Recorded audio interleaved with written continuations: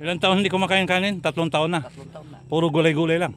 Hindi rin. Lahat ng sinasabi ng doktor, binabaliktad ko. Pag sinabi niya, kumain ka ng green leafy vegetable na marami, kaunti lang. Nak na mo. Oo, totoo Talaga? yun. Kasi unti lang kinakain Kinokontrol mo ano? Wala nang inom. Tubig lang. Saka yung electrolyte. Oo. Hindi pwede sa akin ng wine. Pero yung sinabi ng doktor na huwag kang kakain ng red meat, kumakain ako ng red meat. Oh, Huwag kang talaga. kumain ng taba, kumakain ako ng taba. 70% ng kinakain ko, taba. Yun Ganun ang ba? aking patat. Malakas lang siguro resistensya mo. Kain Ang lakas ko. ng stamina mo. Ang pagkain ko kasi ay 4 o'clock ng hapon. Puro Mamaya ang pagkahapon. kain ko, 4 o'clock ulit.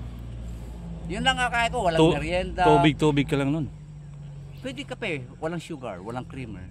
Oo, pwede. Ang aking iniinom, ito, gawa ko electrolyte. Pero hindi nakaka-break ng fasting ang electrolyte. Ano yan? Yung Magnesium, potassium, and Oo. sodium.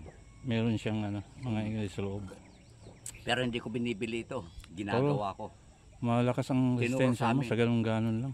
Ano sir, sa amin, yung group na yan, Yan, oh. galing pa ng United Kingdom yung, ito, yung doktor ko, taga United Kingdom. Ah, doon mo natutunan. Oo. Kaya 3 Galing years ng tatay. na life without rice. Anong first name mo, tay? Noveloso. Noveloso. Ayan, si Pero ako Tatay si Pinuno, Noveloso. tawagin mo na lang si Pinuno. Ayan. Oh, pinuno nga kanina eh. Noveloso, yan yung kanyang Pat real Noveloso. name. Matibay. Thank you, thank you.